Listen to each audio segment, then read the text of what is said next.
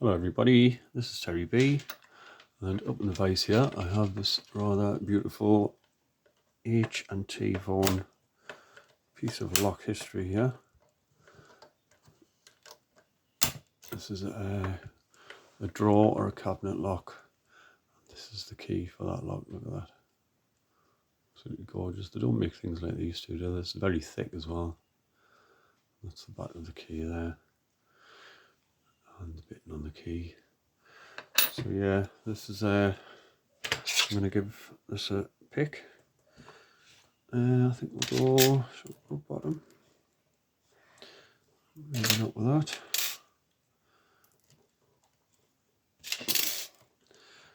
Yeah, I'll just stick with that actually. Let's go bottom of the keyway and then see how it goes. Haven't picked it, so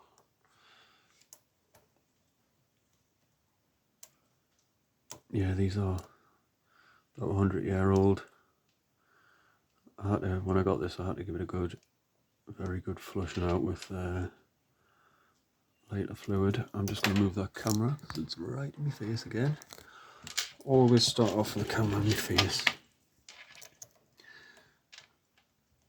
You'd think I would learn. Yeah, this company was the first company to make tumbler locks, the early 1900s. So yeah, this is one of those. It'll be interesting to see what's in there. And there, it's open. Not a difficult pick, but I mean, 100 years ago, what was the security pins? Did they have many security pins? Did they have much going on in the way of security? I'm not going to turn that any further because I don't know what's in here. I don't want to break the lock, so just lock that back up.